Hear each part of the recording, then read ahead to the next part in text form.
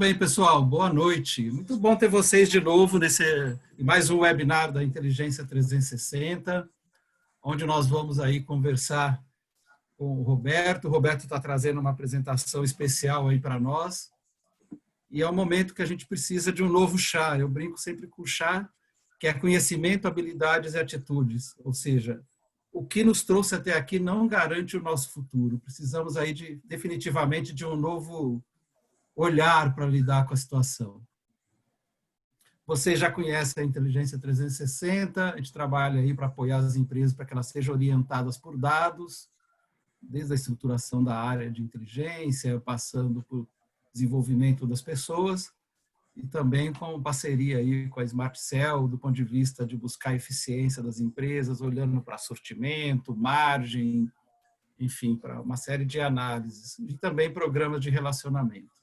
Temos trabalhado aí nessas frentes. Agora também a gente está com uma novidade, a gente está com um podcast que vocês podem acessar no Spotify, no Google Podcast ou no Anchor, e é só procurar por Inteligência 360 que vocês já vão identificar. Então, tem vários temas voltados para a área de compras, mas também em temas de omnicanalidade. Essa entrevista de omnicanalidade, por exemplo, nós fizemos com uma empresa, a Sinapcom, que a empresa está montando e-commerce para as indústrias. Então, ele traz algumas ideias bem inovadoras aí que podem ser discutidas, que vale a pena ouvir. E também tem o nosso site, o nosso portal com bastante conteúdo aí para profissionais de compras, que vale a pena estar acompanhando. E o nosso tema de hoje, estratégia de pricing durante e pós-pandemia, como se reinventar. Temos aí vários tópicos que serão abordados.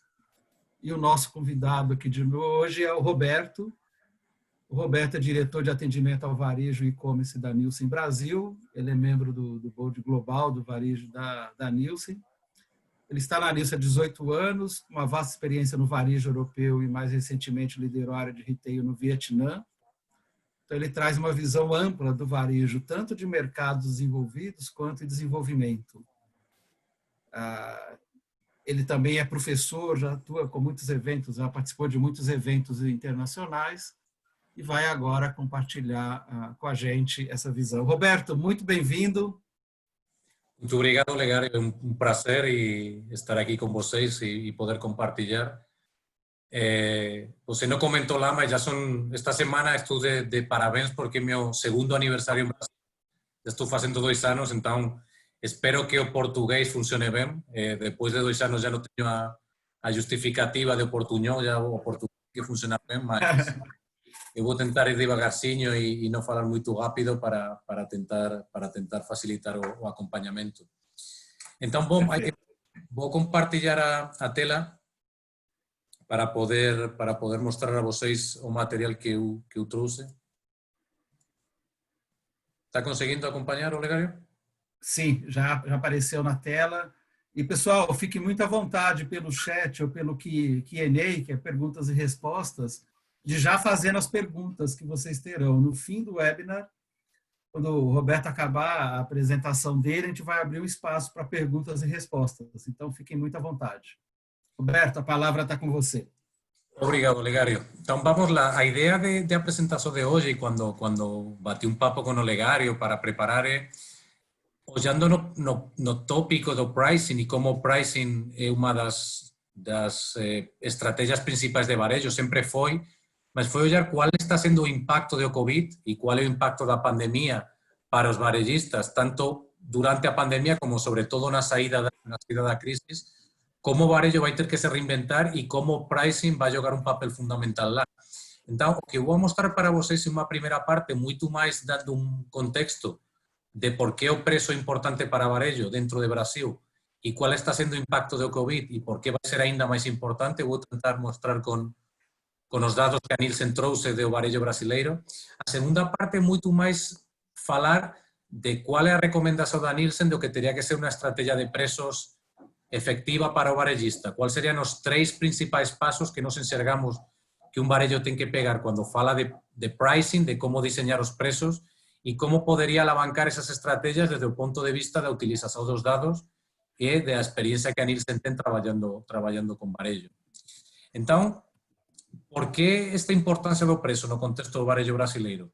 O primeiro que eu quería mostrar para vocês é que a importancia do preço non é unha coisa que ven pelo impacto do COVID. Aquí eu peguei un estudo que nos fixemos o ano pasado, estos son de dados de 2019, e o que nos fixemos aquí foi comparar de todos os países de América Latina, dos principais países de América Latina, como era a elasticidade ao preço dos consumidores. Básicamente, como de elástico ou de sensível aos movimentações de preço eran os consumidores de cada un dos países.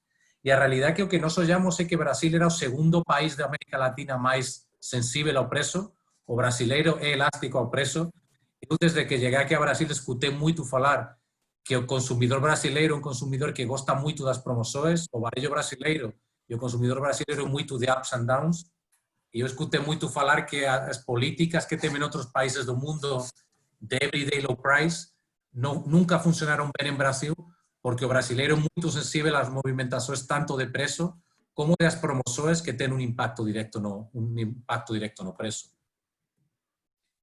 Além disso, o que nos facemos cada ano, e este é o dado de 2019 e agora estamos lanzando a pesquisa para 2020, é tentar entender, baseado na declaración dos consumidores, cuáles son os principais drivers de compra cando eles escollen cada un dos canais de compra. Cando nos falamos da parte de o varello alimentar, nos estamos falando do atacarello, do cash and carry, de autoservicios, hipermercados ou supermercados, e inclusive do canal de farma, que ten unha certa concurrencia con o varello, con autoservicio en algunhas categorías. E cando nos pesquisamos cuáles son os principais drivers para un consumidor dentro de cada un dos canais, escoller un varellista ou outro, ou seja, dentro do cash and carry, porque ele escolle Atacadão ou Açaí, ou porque en autoservicio ele compra en Carrefour ou compra en GPA, ou porque en farma ele compra en Droga Gaia ou compra en Droguería São Paulo. E o que encontramos aquí é que, cando facemos ese ranking dos atributos, o primeiro atributo, cando falamos do cash and carry, son prezos baixos. En autoservicio é custo-beneficio, mas depois, na secuencia, o segundo atributo son prezos baixos. E inclusive nun canal como o canal de farma, lógico que o primeiro é eu preciso encontrar o que eu estou procurando, mas tamén o segundo atributo é prezos baixos. Então, realmente, na mente do consumidor brasileiro, antes da pandemia, o preço e as promoções estaban no top of mind en cuanto eles facían unha escolla entre un varello ou outro, e era un diferenciador xave, non somente entre cando ele escollía o atacarello versus o ese, sino unha vez que ele estaba dentro da escolla de autoservicio, porque ele escollía unha bandeira de autoservicio ou outra, o preço e as promoções jogan un papel fundamental. Importante tamén cando nos ollamos a realidade do mercado, porque até agora estaba falando de o que o consumidor declara, mas qual é a realidade do mercado brasileiro? Se eu quebro todos os canais que a Nielsen mede no mercado brasileiro, de todas as categorías de alto giro, alimentação, bebidas, higiene e beleza, produtos de limpeza do lar, claramente o grande gañador dos últimos anos no varello brasileiro foi o cash and carry. O cash and carry é un canal que abriu moita loja, que posiblemente durante os anos da crisis se aproveitou dunha situación económica difícil, porque o grande diferencial do atacarello é ser máis barato, ter un prezo medio, que nos estamos, cada vez que facemos un estudo, o ano pasado fixemos o estudo, e o prezo medio do atacarello é entre un 5 e un 10% máis barato, dependendo con outro canal de compra que nos comparemos, mas é un canal relativamente máis barato. E o que quería mostrar para vocês é que non somente o cash and carry foi o canal que mellor creceu e que mellor performance tive nos últimos anos, sino que se nos ollásemos curto prazo, o que está acontecendo no 2020, o que temos aquí é, cando eu pego o varello moderno brasileiro, hipermercados, supermercados, viciñanza, cash and carries e farmacias, e eu faço un 100% do total varello moderno brasileiro e faço a participación. O que temos aquí desde a primeira semana de janeiro até o final de maio. Entón, máis ou menos aquí no meio, a partir da semana do 15 de marzo, do 22 de marzo, é cando comeza a ter un impacto forte o COVID. É cando tivemos fechamento de escolas, fechamento de lojas, e as persoas comenzan a cuarentena. O que era de esperar é que en un momento como ese, ten canais que foron favorecidos, e a realidade é que o canal hipermercado gañou participación. Vocês poden ver que o canal hipermercado viña dunha participación en torno ao 23%, e as semanas depois, após Covid, ele tem participações entre un 25 e un 26%. Mas a realidade é que o atacarello non sufrió durante a pandemia. É un momento en el que as semanas puntuais, as primeiras semanas de abastecimento, os consumidores non procuraron tanto o preço e non estaban tan preocupados pelo preço, porque o que eles estaban procurando era se abastecer, mas cando você comeza a olhar as últimas semanas, a participación do atacarello volta a un patamar similar á participación que tiña antes do impacto do COVID. É un canal que sufrió porque ten un comprador transformador que ten a loja fechada, mas inclusive con iso, ele conseguiu asegurar. E por que conseguiu asegurar? Porque após unas primeras semanas de COVID que o consumidor esquece o preço e o que ele quere se abastecer e non se preocupa tanto do preço, o consumidor voltase a preocupar do preço e o atacarello é un canal que ofrece ese diferencial de preço, mais o que estamos vendo é que temos outros canais como o hipermercado que combinando prezos, promoções e sortimento consigue ter un impacto positivo durante as semanas do COVID. Além disso, que outro grande gañador tivo o COVID? O impacto no e-commerce. Que aconteceu durante as primeiras semanas da pandemia? O que tivemos foi un crecimento moito expresivo de e-commerce e un crecimento moito expresivo do e-commerce, sobre todo en categorías que non son as principais categorías do e-commerce, que son as categorías de alimentación, de bebidas, as categorías que venden nos supermercados. O que temos en esta gráfica é de todos os compradores de e-commerce que facen compra cada semana, cuál é o percentual de compradores que son novos, con porcentaxe de consumidores que fixeron a primeira compra online. E a línea verde a línea azul son compradores que compran total e-commerce, a verde serían compradores que compran FMCG, categorías que o autoservicio vende. O que vemos é que durante as semanas da pandemia, sobre todo as primeras, quase a mitad dos consumidores que compraron produtos de alimentación, produtos que son produtos de supermercado no e-commerce, eran novos compradores. Foi un gaño de penetración moito expresivo. O COVID está sendo un acelerador moito importante para o e-commerce. Entón, é un canal novo, é unha alternativa nova para o consumidor, mas inclusive con un canal novo e con unha alternativa nova para o consumidor, o que eu achei relevante compartir con vocês é que cando nós facemos unha pesquisa en base a noso painel de EBIT, que é a compañía que a Nielsen comprou, que faz toda a mesuración do e-commerce no Brasil, o primeiro é que cando nós ollamos cuál foron as categorías que máis creceron na venda de e-commerce as principais semanas da pandemia, foron as categorías moito básicas. O consumidor tiña medo a sair nas lojas e ele comprou moito máis alimentación online. Mas para mí o máis relevante está nesta parte direita de a slide. Cando nos preguntamos cuál é o motivo para ele comprar online, o que nos imaginaríamos sempre que o motivo principal é facilidade da compra, é practicidade, inclusive ter un 8% de consumidores que falan, oye, o motivo principal é o coronavirus, eu compro online pelo coronavirus. Mas a principal driver porque ele compra online tamén é o preço. É un indicador moito relevante que inclusive para ese consumidor que compra online porque unha alternativa nova en un momento difícil en el que ele non quere sair na loja, o preço tamén é un factor diferencial.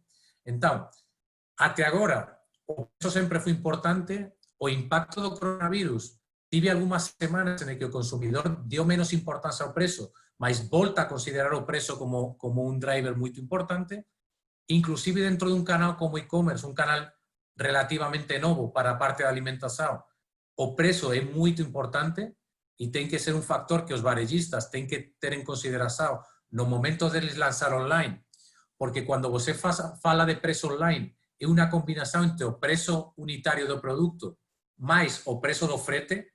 Entón, é un factor a considerar moito importante en como posicionar os prezos dos produtos online para non perder esa característica de ofrecer un prezo competitivo para o consumidor.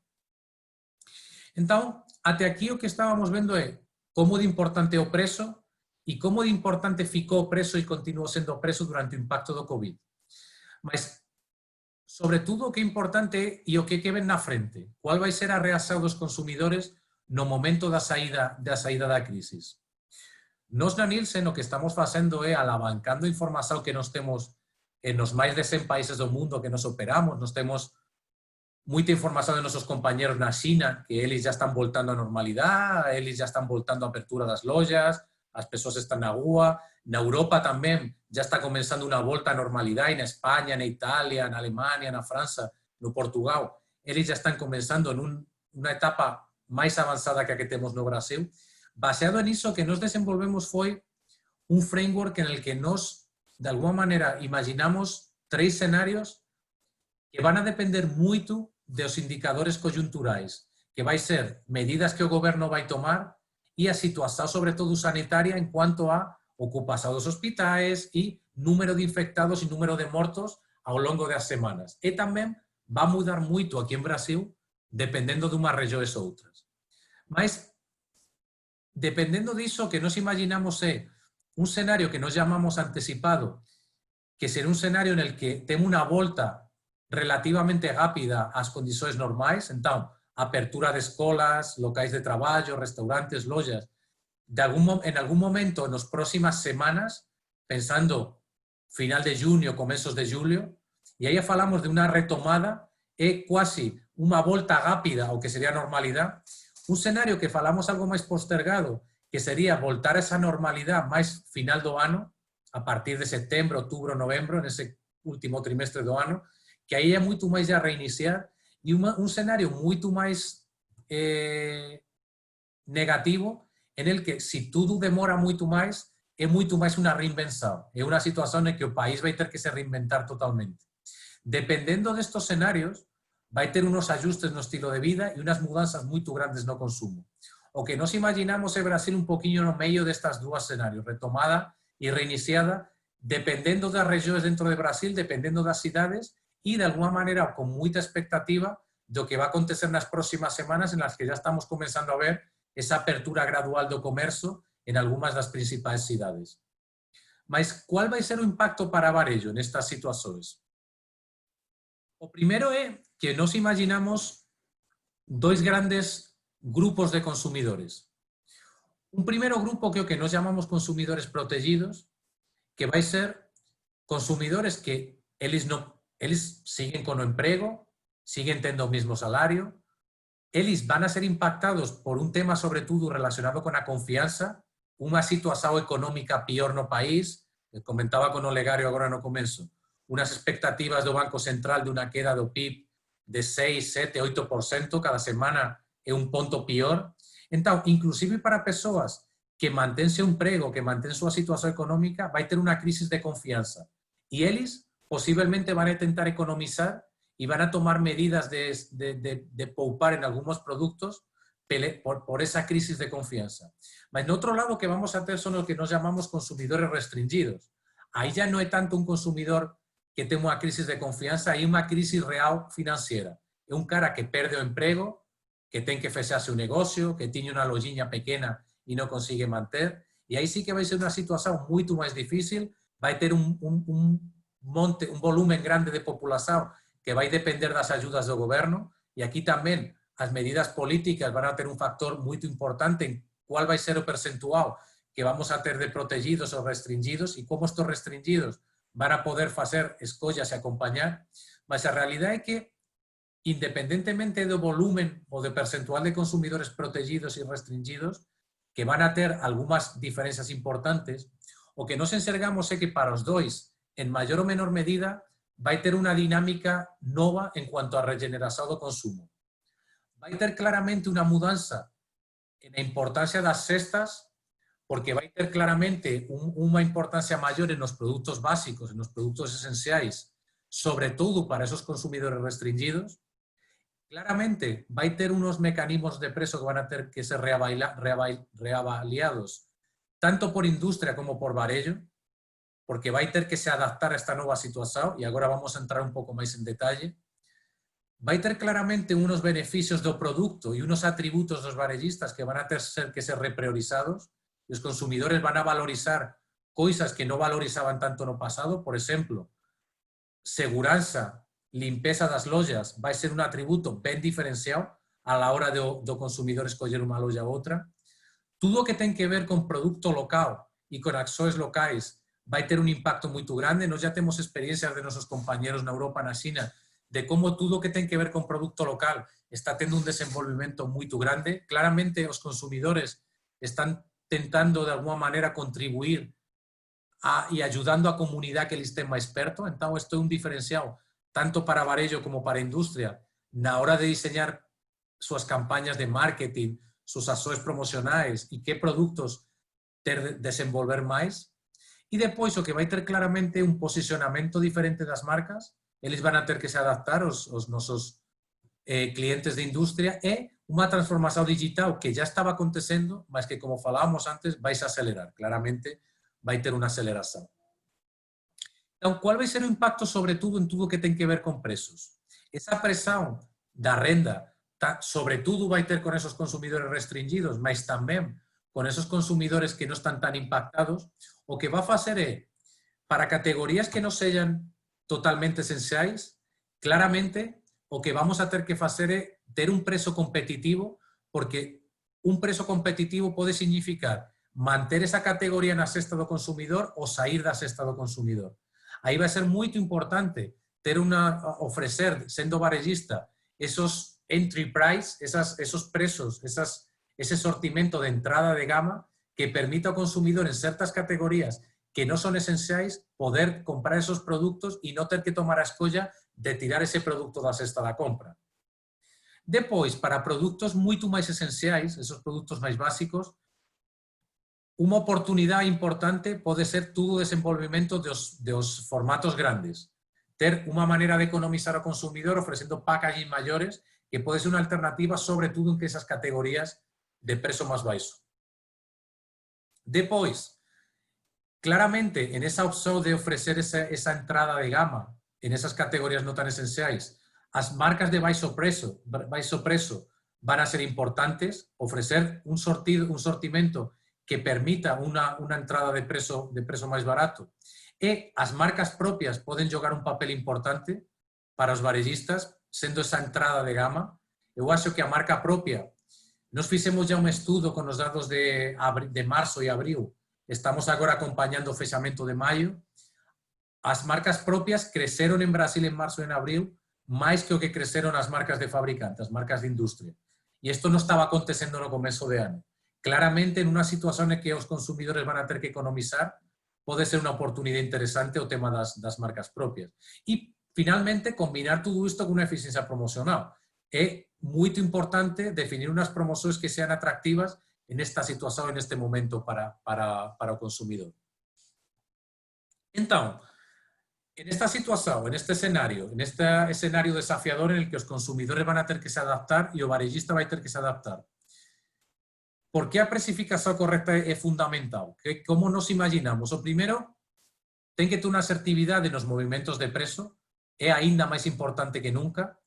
Vai ter que facer ajustes no portfolio, nesa idea que comentábamos, cuáles son os ítems que van a permitir ao consumidor facer esas escollas, e é cada vez máis importante a eficiencia na execución promocional.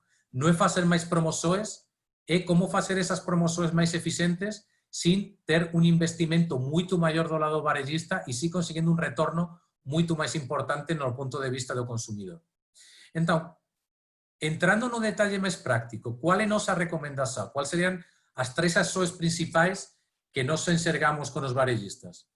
Unha primeira é que preciso facer? Claramente o que preciso é mellorar a percepción de prezo e aumentar as vendas. Para iso, é moito importante encontrar o que nos chamamos os ítems vencedores. Temos que identificar onde nos queremos jogar prezo, onde nos temos que ser moito competitivos, onde nos, como varejistas, queremos investir, facer un investimento de margin para ser competitivos en prezo e gañar vendas e gañar consumidores. Depois, o que temos que facer en combinación con esta primeira medida é encontrar e capturar as oportunidades de lucro. Eu teño que identificar cuáles son os ítems que están superfacturados, teño que identificar aqueles ítems que non son elásticos, onde eu posso, de alguna maneira, compensar e subir o prezo para recuperar o que estou investindo nos ítems que son chaves. E, por último, optimizar a eficiencia promocional. Reequilibrar a frecuencia dos promoções para os ítems que realmente son eficaces. Non é facer máis promoções, é colocar as promoções nos ítems certos. E, para mí, o que sería a principal dica que é transversal para as tres grandes ações é como alavancar tecnología, utilizar tecnologia e como utilizar dados. A tecnologia está cada vez mais acessível. Tem ferramentas, todo mundo fala hoje de machine learning, de inteligência artificial, de algoritmos, e é certo que a tecnologia está muito mais acessível agora que faz 5, 10 anos. Tem muitas ferramentas, tem muita startup, tem muita tecnologia que pode ajudar a desenvolver essas ferramentas, mas eu sempre gosto de falar que o mais importante quando você desenvolve essas ferramentas de tecnologia é os inputs que você coloca na tecnologia. A tecnologia sozinha, você pode desenvolver o melhor sistema do mundo de inteligência artificial, que se você não coloca os inputs certos, nunca vai ter uma recomendação certa. Nós trabalhamos muito com os times de tecnologia e de machine learning em toda a parte de e-commerce, para tudo que tem que ver com codificação, e o que nós enxergamos é que o machine learning é muito potente, ele pode fazer muitos cálculos de maneira muito rápida, com volúmenes muito grandes, mas a realidade é que se você não está treinando bem o machine learning, ele aprende do erro e ele amplifica o erro. Então, é muito importante o input que você coloca e o conhecimento humano que você coloca na tecnologia para dar estas recomendações. Eu falo lá de que tem que ser dados completos, dados harmonizados, e eu coloquei um ponto lá que para mim é muito diferencial, que tem que ser dados do varejista e dados do mercado. Un erro que nos encontramos de maneira bastante frecuente con os varejistas é eles olhar somente os dados deles. O que acontece? Que se você está olhando ese soisinho, está perdendo unha parte moito importante do que está acontecendo con seus consumidores. Por qué? Porque no mellor dos casos, nos mellores varejistas de Brasil, os que tenen unha tasa de fidelidade máis alta, non consiguen unha tasa de fidelidade maior del 25-30%. Que quer dizer? Que os consumidores que compran ese varejista están facendo máis do 70% das compras de eles fora dese varejista.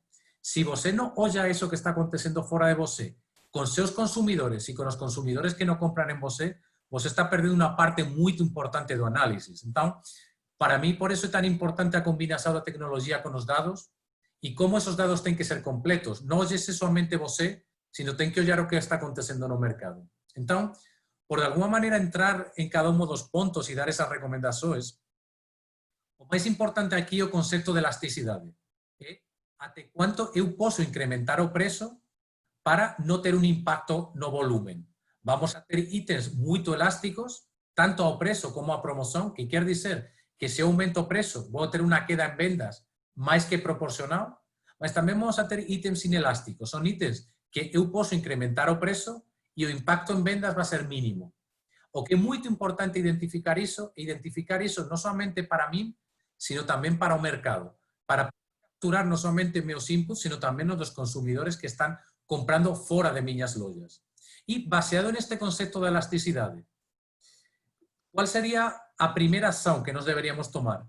É mellorar a percepción de precio e aumentar as vendas. Como podemos facer eso? Aquí é un conceito que para nós é moito importante, que é o que nós dentro da Nielsen técnicamente chamamos os Key Value Items. Que sería este Key Value Item? É unha combinación de 3 tipos de dados. Un primeiro dado é o dado máis obvio que todo varejista faz no análisis. Un dado volumétrico. Eu faço un ranking, os itens máis vendidos, e lógicamente os itens que eu máis vendo, para mí son os máis importantes, porque son os que me traen un maior volumen de vendas. Mas o importante aquí non somente ollar o volumen de vendas, sino combinar con outros 2 indicadores. A dinámica do shopper, ou seja, qual é a penetración dese produto en meus consumidores? É un produto dun volumen grande, mas que compran moitos poucos shoppers? Ou é un produto con un volumen grande que compran todos os meus compradores? Ese segundo é moito máis importante. É a frecuencia de compra. É un produto que compran de maneira moito frecuente ou un produto que compran moito puntual? O ideal é moito volumen, moita frecuencia, moita penetración. Esos itens son moito importantes. Mas ten un cuarto indicador, que sería a elasticidade do preço no mercado. É como de elástico e de inelástico son esos itens para, combinando os 4 parámetros, poder identificar cuáles son esos Key Value Items. Vou a colocar un exemplo real para vocês de Brasil. Se eu colocase todos os itens que un varejista vende e eu fixese este análisis dos Key Value Items, e colocase aquí dentro da matriz, o que eu podería ver é que 6% dos ítems, que supón quasi 30% das vendas, sería o que nós chamamos os Key Value Items. você poderia pegar somente esos 550 ítems, focar en esos ítems, porque onde tem un impacto directo en un aumento das vendas y un aumento de imagen de precio para você, no solamente en vendas, sino también en imagen de precio, porque son ítems con mayor frecuencia y con mayor penetración no shopper. ¿Cómo llevaríamos eso? Un ejemplo real de Brasil. Si yo pegase cuáles son los key value items, combinando volumen de vendas, los indicadores de shopper y elasticidad, o que yo podría ver es que el 80% de todos esos key value items en Brasil están solamente en 15 categorías. Y vos tem lá un ejemplo. Estamos hablando de un número muy limitado de ítems, muy limitado por categoría, que deberían ser los ítems en que de verdad deberíamos colocar todo nuestro esfuerzo y toda nuestra agresividad de precios. Entonces, una vez que tenemos identificados esos ítems, ¿cuál es lo que teríamos que hacer? Primera acción, yo conozco los KPIs, identifico cuáles son esos ítems, priorizo, después avalío cómo es mi precio versus o mercado. Si yo estoy más caro que o mercado, claramente tengo que hacer un esfuerzo para ficar más barato do mercado. Eu non preciso ser moito máis barato do mercado, mas preciso ser máis barato porque esos ítems son os ítems diferenciais, con unha elasticidade grande, e depois, claramente, calcular o impacto en receita. Esos ítems que son moito elásticos me van a trouxer un incremental de vendas cando eu coloque un precio moito competitivo que me van a dar un retorno ben importante na facturación, no facturamento. Segunda opción, como eu posso encontrar oportunidades de lucro? De alguna manera, o que eu vou a colocar en esta matriz é como a importancia de precio, como eu sou caro ou barato en cada uno destes ítems comparativamente con o mercado, e a elasticidade. Aquí están os ítems que tiñamos falado antes, os key value items. Aquí onde eu teño que ser moito barato, en esta parte vermella do chart, do cuadro. Mas temos outra parte, que esta parte verde, que é o que nos chamamos oportunidades de lucro. Eu non preciso ser moito agresivo en prezos e son oportunidades onde eu podería incrementar o prezo, eu podería ser inclusive máis caro que o mercado, porque son ítems que non ten elasticidade, son ítems que o consumidor non vai ter un impacto no volumen de compra e onde eu posso recuperar margen, onde eu posso recuperar lucro para invertir en esos ítems onde eu teño que apostar para ser máis agresivos en prezo. E a terceira medida é como posso combinar isto con os descontos? Claramente, e se eu mostro para vos dados reais de Brasil de último ano, o que temos é que máis de 11 billones de reais no último ano foron o que nos chamamos gastos con subsidio. Foron subsidiados pelas promoções do varello ou de industria. 16% de todas as vendas no varello brasileiro, nos varellistas, no varello moderno brasileiro. Mas para mí aquí o máis importante está nesta parte, neste cuadro azul. Solamente a mitad dos ítems reagiran positivamente en volumen aos descontos. O que quer dizer que estamos jogando investimento no lixo e estamos tendo un impacto no consumidor que non está tendo un retorno para a nosa inversión. Qual é nosa recomendación aquí? Voltar a jogar con o ponto das elasticidades, facer esos análisis, non somente ollando meu dado, ollando o dado do mercado, alabancando a tecnología, as ferramentas que a Nielsen pode ofrecer para vocês, como diseñando de alguna maneira este análisis. E isto é un dado real que acontecería no Brasil. O que temos aquí é percentual, e cada unha das boliñas azuis é un ítem. O que temos aquí é o percentual no eixo vertical. Sería o percentual de venda dese ítem que foi promocionado, ou seja, este ítem sería tudo que se vendeu dese ítem foi promocionado. E o que temos no eixo horizontal é a elasticidade na promoción. Entón, a máis elasticidade, máis retorno, porque a máis promoción que eu faço, máis volumen de vendas eu vou gañar. O que poden ver aquí é que no cuadro vermello temos ítems con moito volumen de promoción, que ten unha elasticidade promocional moito baixa, ou seja, non ten un impacto, non ten un retorno, mas temos no cuadro verde un número importante de ítems con un percentual de promoción, de actividad promocional ben limitado e con unha elasticidade promocional moito grande. Aquí o traballo é, outra vez, non é investir máis dinero en promoções, é identificar estes ítems do cuadro verde e do cuadro vermello, tirar as promoções de aquí, jogar as promoções aquí e gañar moito máis eficiencia en estas promoções. Então, eu não queria me alargar muito mais, por deixar um tempo para bater um papo com o Olegário e contestar perguntas do palco, mais da audiência, mas por fechar e por fazer um sumário, como seria este resumo da precificação eficiente? Conhecer os key value items, os itens mais importantes, mas não olhando somente volumen, tem que olhar outros indicadores.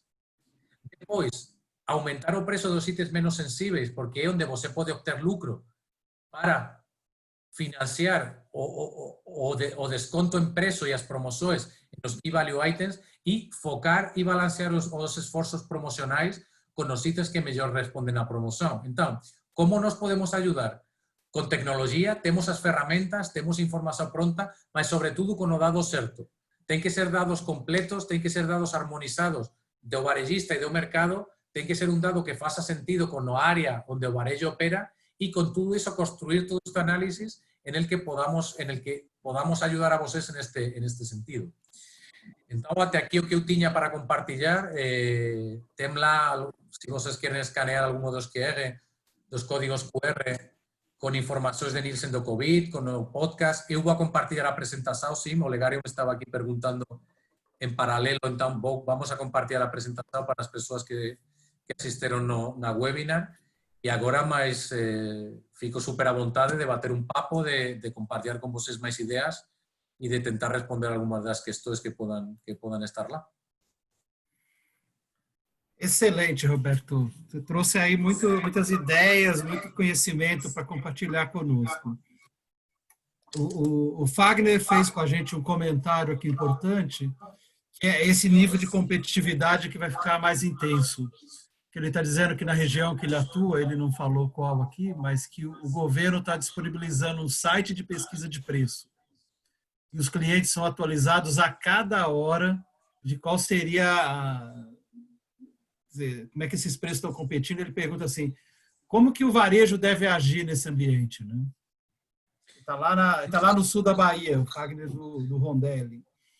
Aí, é certo que a tecnologia, e en estos casos é combinación de tecnología e o goberno con as legislações das notas fiscais, imagino que ten que vir da nota fiscal, pode ayudar en esa colecta dos dados. Para mí esa parte é muito importante en cuanto a que facilita moito esa colecta dos dados. Nos traballamos moito con Varello, temos ferramentas da Nielsen para compartillar os preços de unos varellistas para outros e temos tamén ferramentas de colectar preços na loja para poder facer os análisis de competitividade. Lógicamente, estas ferramentas ayudan a ter velocidad y, sobre todo, a conseguir esas informaciones desde un punto de vista mucho más barato. Você non ten que enviar ninguén na loja para colectar o preço. O que para mí é importante é avaliar cuál é a cualidade desas informações e como de completa esa información. Porque moitas veces o que acontece é que non son completas ou non son totalmente acuradas. Eu falo isto por qué? Porque para mí a precificación, a estrategia de preços é tan estratégica para Varello, é tan sencillo o impacto que pode ter no consumidor que se você pega decisões de preços en dados que están negados, o que pode ter un impacto moito grande no negocio do varejista. É muito importante avaliar isso. Perfeito. Você abordou, e nós já tínhamos conversado um pouco antes, a qualidade dos dados, né? Eu sempre falo assim, lixo entra, lixo sai, né? Se colocar lixo dentro do computador e não adianta aplicar a melhor tecnologia e não ter método também. Eu tenho acompanhado algumas coisas dos Estados Unidos, onde muitos diretores de marketing começaram a confiar nos dados, mas sem método. Então, pegava alguém que sabia processar dados, mas não olhava o histórico, a consistência dos dados, se ele realmente... Tem que ter um método, tem que ter ciência aplicada aos dados, para ele poder trazer uma relevância, né? E além de tudo, tem que ser um dado que seja harmonizado para poder comparar, que você compare, nós falamos, não sei se funciona bem em português, peras com peras e massas com massas. Tem que comparar comparáveis, porque senão acontece que pode ter erros estratégicos muito grandes nesse sentido, porque não é simples, e o varejo conhece bem. Muitas veces no é tan simples inclusive como olhar os códigos de vagas, porque ten produtos que sendo o mismo ítem ten códigos de vagas diferentes, ten diferentes formatos, diferentes packaging. Então, toda esa limpeza dos dados E essa harmonização dos dados, para mim, é muito importante. É a base de tudo, né? É. Ele precisa pensar no cadastro dele, da qualidade desse cadastro. Isso inclui o descritivo e a própria informação de preço, mas também a estrutura mercadológica, porque se ele não tem uma estrutura, e, de novo, ele está agrupando está pondo banana e laranja junto e analisando. Tem que analisar banana com banana. Vamos comparar coisas comparáveis, porque senão chega a conclusões equivocadas.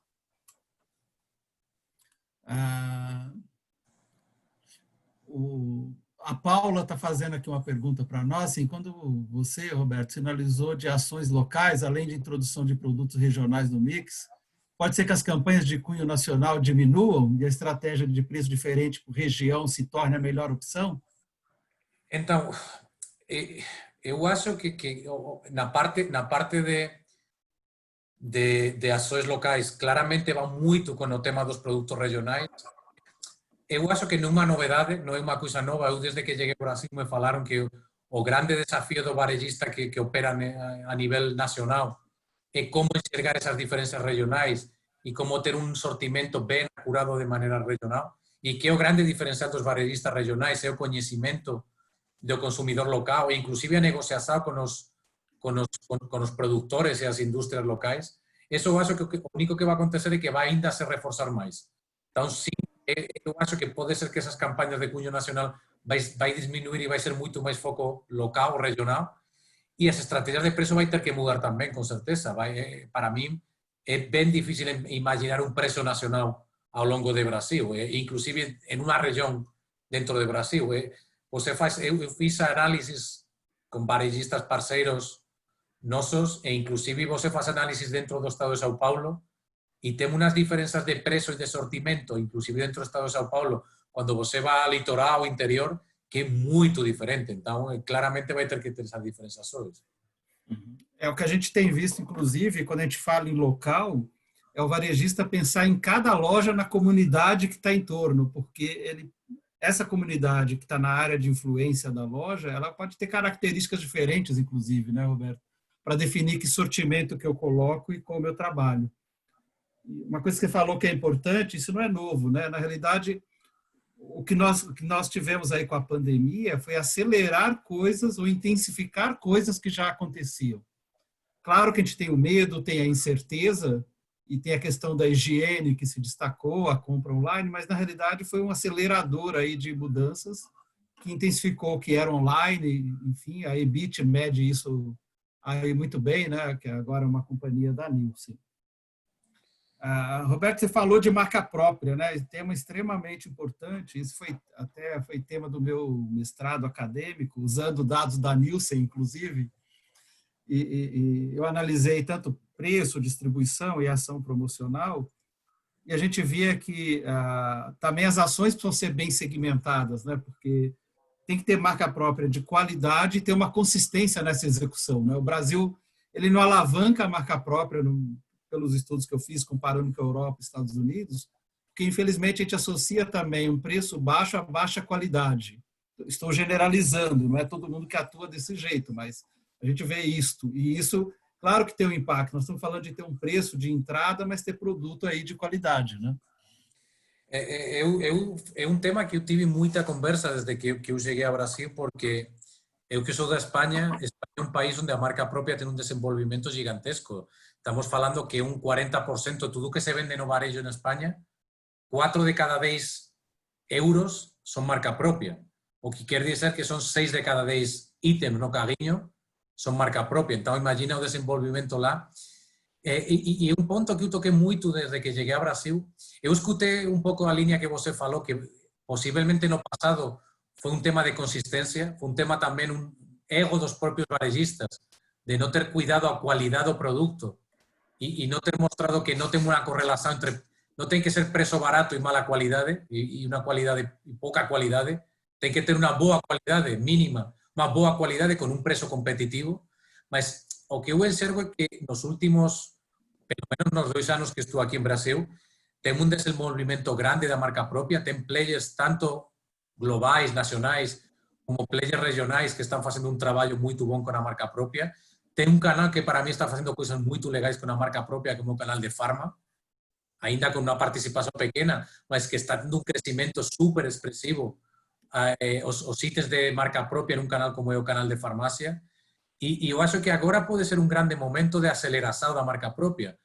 Eu viví na Europa, na crisis económica de 2008-2010, un crecimiento súper acelerado das marcas propias y, após iso, o consumidor nunca voltou para atrás.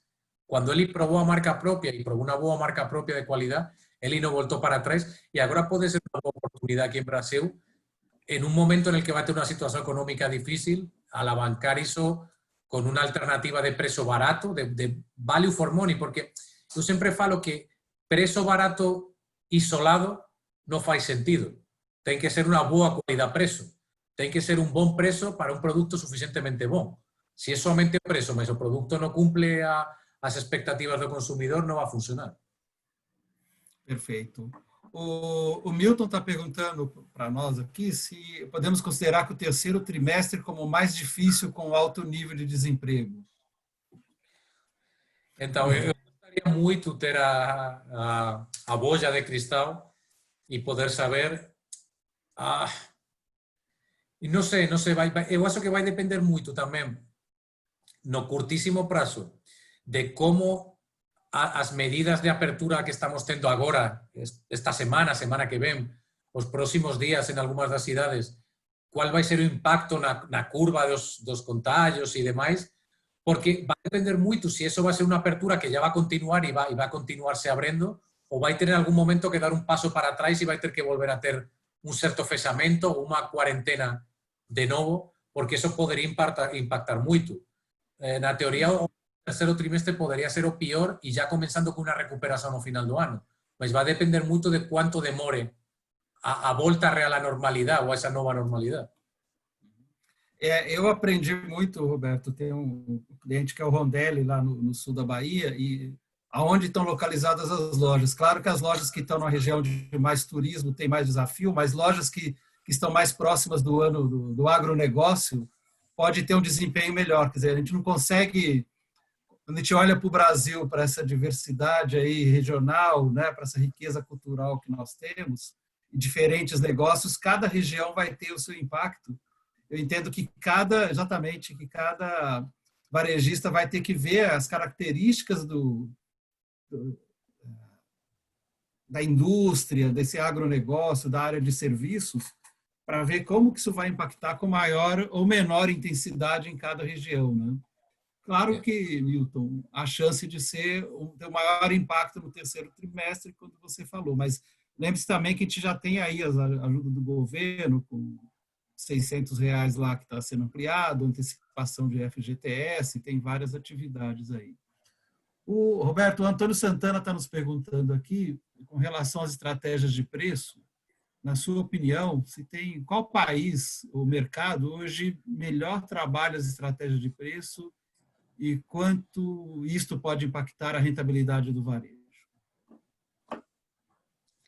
Então, é difícil falar quem faz melhor porque é uma combinação de país com diferentes situações dentro do país e com os varejistas dentro do país. Então, mais que dar essa, e não sei se vai funcionar a resposta, mas o que eu posso comentar, por exemplo, são um caso que eu conheço muito bem na Espanha e de alguma maneira linka preço, imagem de preço e marca própria que estamos falando. Eu vi que tem alguma pergunta lá. É o Mercadona. Mercadona é o líder lá na Espanha. É um varejista que operando somente na Espanha, agora começou em Portugal, mas somente com 10 lojas. Mas por dar uma dimensão que eu acho legal, Espanha é um país pequenininho, quando comparo com Brasil. Somos 40 milhões de pessoas, 44 milhões de pessoas, comparado com os 220 milhões de brasileiros. É o estado de São Paulo, Roberto. É o estado de São Paulo. O Mercadona é um varejista que factura 30 bilhões de reais, de euros. O que quer dizer que ele factura somente a Mercadona, o faturamento dele é como se pegássemos o Grupo Carrefour Brasil, o Grupo GPA Brasil e o Grupo Big, Walmart, e colocássemos juntos. Por dar uma dimensão do tamanho que tem o negócio, operando no estado de São Paulo, como você falou.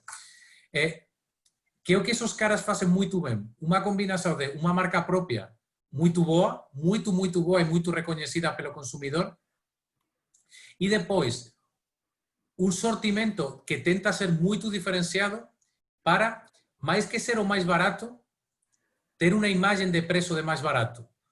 Ele não é o mais barato item por item e ele não é o mais barato nos itens principais da marca de fabricante. Então, se eu pegasse, sei lá, dos itens principais, a lata da Coca-Cola, ele não é o mais barato nesta lata de Coca-Cola, ele não é o mais barato na lata de Coca-Cola de marca própria dele, mas como o carrinho da compra dele tem um componente muito maior de marca própria que de marca de fabricante, o preço meio, o preço do carrinho sempre fica mais barato. O que eu aprendi com eles, e é muito certo, é que quando você analisa imagem de preço na cabeça do consumidor, o consumidor é muito difícil que ele lembre dos preços um a um de todos os itens. O que ele tem é uma imagem de preço baseado em o ticket meio que eu normalmente faço com um varejista.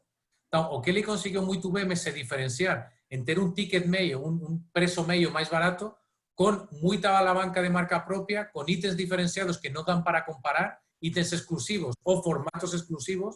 Então, de alguma maneira, para mim, é uma estratégia muito inteligente que não tem que brigar preço a preço. Ele não precisa ser o mais barato preço a preço, porque ele é mais barato na combinação de itens que o cliente compra no carrinho. Perfeito. O Mercadona é um exemplo. Na NRF esse ano teve uma palestrante que é do MIT e ela escreveu um livro chamado The Good Job Strategy. E nesse livro ela compara alguns varejistas do mundo, ela compara o Mercadona, compara o Trader Joe's, compara a Costco e compara uma outra empresa, não me lembro agora o nome dos Estados Unidos, mas loja de conveniência, onde eles trabalham com essa percepção e esse posicionamento de preço, mas também com alta qualidade do serviço. O MIT destacou como essas empresas que ela conseguem dar um bom retorno para o acionista, deixar o cliente feliz e o funcionário feliz. Que é uma combinação rara, né? É uma combinação porque somente o que eu falei, se você não tem essa qualidade e você não tem esse atendimento, não funciona, não fecha a conta. Funciona. Uhum. Exatamente. A Paula também está perguntando para nós aqui, na Europa, como as grandes marcas das indústrias, reagiram ao crescimento das marcas próprias? Coexistiram bem no varejo? Né? Você poderia comentar um pouco sobre isso, Roberto? Então, eu acho que possivelmente teve dois momentos bem diferenciados. Um momento no começo do desenvolvimento das marcas próprias, e posso estar falando de faz 15, 20 anos, en el que as propias marcas líderes surfaron a onda da marca propia. Que quer dizer? Eles encontraron unha alternativa de un crecimiento alternativo, unha oportunidade de maximizar a produção que eles tiñan nas fábricas deles e ter unha segunda línea que dese un crecimiento para eles. Entón, eles mesmos fixeron e de alguma maneira ajudaron o varello desenvolvimento das marcas propias. E você estaba lá na España e você encontraba este producto de marca propia, você ollaba e veía o fabricante líder que fabricaba ese producto. E ele non tiña problema en falar que ele fabricaba ese producto. Entón, daba credibilidade á marca propia.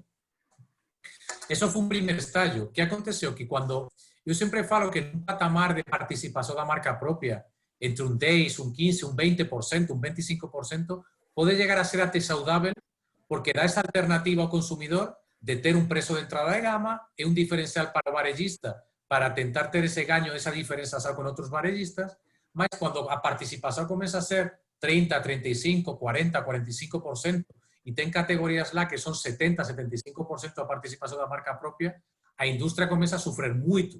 Agora é unha briga forte, en cuanto a que o que a marcas de fabricante falan é que o grande problema é que a innovación e o marketing você perde porque a marca propia non faz innovación, coisa que non é de todo certo, a marca propia innova tamén.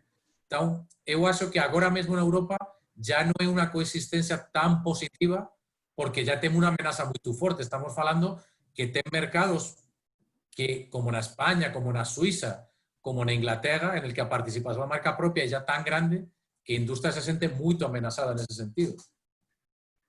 Sim. E também podemos lembrar, né, se for pegar o modelo RD, o Lidl, por exemplo, eles trabalham aí com mais de 90% com marca própria, ou com marca exclusiva, né, se quiser dar outra denominação. Mas aí tem uma coisa importante, né, Roberto? Mesmo exemplo da Mercadona, um posicionamento e uma estratégia muito clara, né? Ou seja, não é só colocar a marca própria. Eu quero me diferenciar com a marca própria e quero conquistar a fidelidade do cliente nessa marca própria. Aí esse trabalho é consistente ao longo do tempo, né?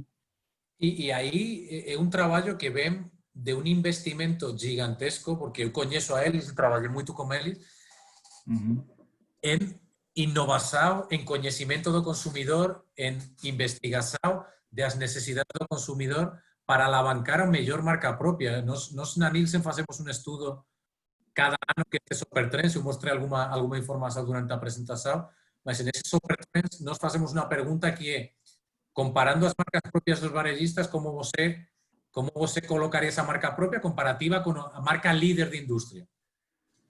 E ele tem três opções. É pior que a marca líder de indústria, é igual que a marca líder de indústria ou é melhor que a marca líder de indústria. Mercadona tem três marcas próprias, uma para alimentação, uma para higiene e beleza e outra para limpeza. Hacendado, Deliplus e Bosque Verde. São três marcas que são suas marcas próprias. Nas três, ele tem mais de 50% dos shoppers que falam que a marca própria Mercadona é melhor que a marca líder da categoria. Então, imagina a fidelidade que isso crea, porque é uma marca que o consumidor considera melhor que o líder da categoria e que o consumidor não pode encontrar em outro varejista, porque é marca própria desse varejista. Então, esse um pouco é o valor diferencial nesse sentido. Sim, só reforçando aqui essa importância de entender as necessidades e desejos, que está muito associado com as tendências. Por exemplo, hoje, a gente está vendo muita marca própria ligada a saudável, ligada à questão dos veganos, né? Alimentos menos processados, por exemplo, mais sustentáveis. Então, entender esse consumidor, as necessidades, para poder... Esse é o investimento que o Roberto está destacando como algo muito importante, porque se eu não fizer algo alinhado com essas expectativas e necessidades, dificilmente vai ter sucesso. Tem uma pergunta anônima perguntando o seguinte, aí voltando para o preço, se devido à pandemia não podemos ter um disparo nos preços devido à logística, e talvez algum item, aqui eu estou complementando, a questão do dólar com componentes importados, etc., né, em algumas categorias, você acha que pode acontecer isso, mesmo não tendo bola de cristal, né? Então, o que eu claramente sei que já está acontecendo é que os margens dos varejistas estão sofrendo. Então, eu falava antes que está sendo um tempo positivo para os varejistas. Por dar um dado para vocês, quando eu pego desde o 1º de janeiro até a última semana de maio, e eu pego autoservicios, hiper, super vizinhança, mais Casa and Carry, mais Farma, vendas totais, eles estão crescendo um 11,9% versus o ano anterior. Esse número é um número muito positivo. Em um momento de crise, ter um crescimento de quase 12% é muito bom. Mas claramente temos uma parte no P&L que é o custo de operação. Esses varejistas, para poder atender nas lojas, para poder ter a loja com produto, para poder ter a loja limpa, para poder desenvolver e-commerce, tiveram que contratar muitos mais empregados, tiveram que fazer desenvolvimentos nas lojas para colocar as mamparas, para higienizar as lojas, todos esos investimentos, e isso é um incremental de custo grande.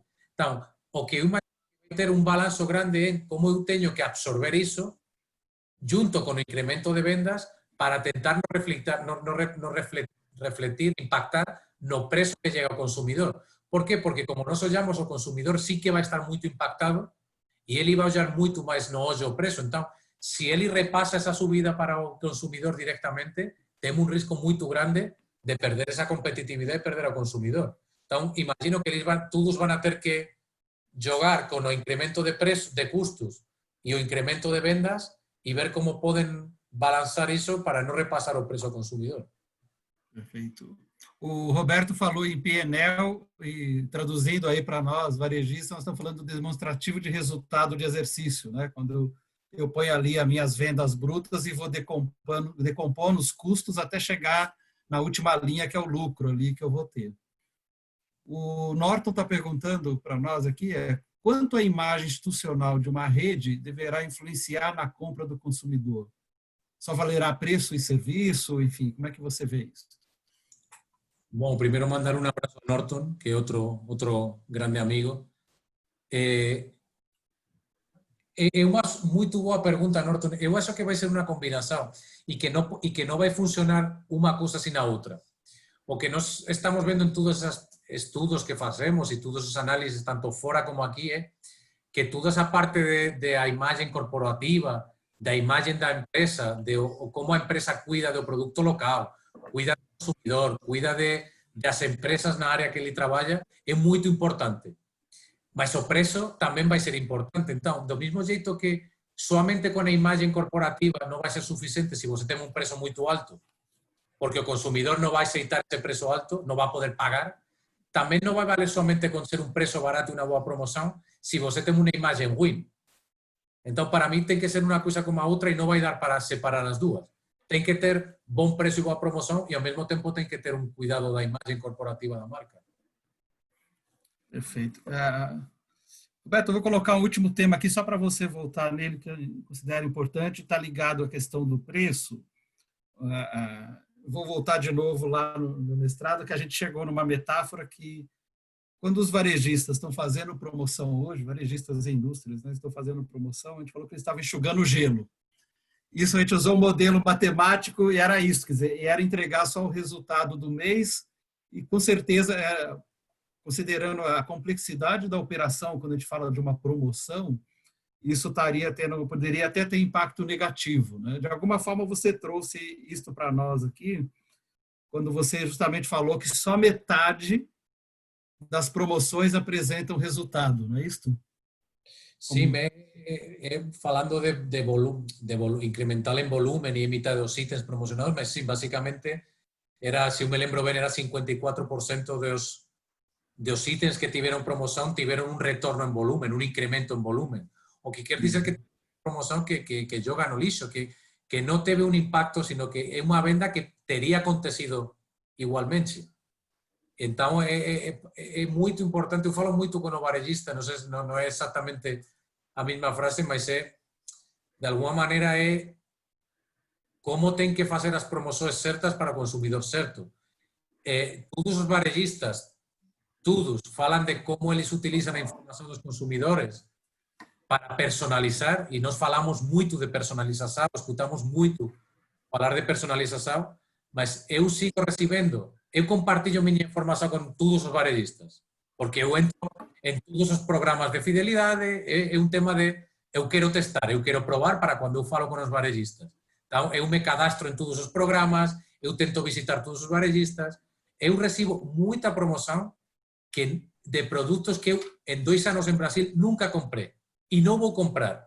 E eu me pergunto, cada vez que eu recebo um SMS com uma promoção de um produto que eu nunca comprei, falei, olha, onde está a personalização? Porque é um SMS que tem um custo mínimo, mas isso tem um custo para o varejista e para a indústria. Ele está jogando esse dinheiro, essa grana no lixo. Então, é um pouco esse sentido. Eu acho que tem que fazer promoções muito mais eficientes. A tecnologia ajuda. Nós temos ferramentas muito potentes agora mesmo para ajudar os varejistas com a personalização, a identificar quais são as promoções certas para os consumidores certos, mas tem que fazer acontecer, porque não é somente falar que eu faço personalização e isso é mandar SMS massivos com a mesma promoção para todos os consumidores, porque isso não é fazer personalização. Sim, na realidade, meu comentário em cima disso é que está usando toda a tecnologia que é disponível, que é ter a identificação dos clientes, mas o jeito de pensar continua como se faz no tabloide tradicional, né? E isso precisa mudar. Muito bem. Bom, Roberto, foi uma ótima conversa. Você trouxe aí excelentes insights para nós sobre a questão da promoção, essa importância de analisar a elasticidade dos produtos, né? E também destacou a relevância de ter um cadastro de qualidade e informações de qualidade para poder realmente estimar os dados. Eu termino aqui o nosso webinar. Eu gostaria de agradecer a você por reservar este tempo, preparar este conteúdo para compartilhar aí conosco. E também agradeço toda essa audiência que teve aí conosco, que participou fazendo perguntas aí extremamente relevantes para nós. Espero que para todos tenha valido a pena. E deixo com você a última palavra, Roberto.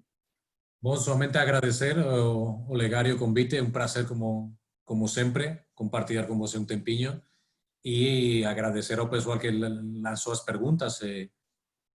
O que nós estamos na Nielsen é para ajudar ao varejo, nós tentamos ter todas as parcerias con todos os varellistas de Brasil. Eu gostaria poder falar que todo o varejo brasileiro é parceiro noso, porque ese para mí sería o maior suceso que eu poderia ter en meu rol de líder de varejo dentro da Nielsen.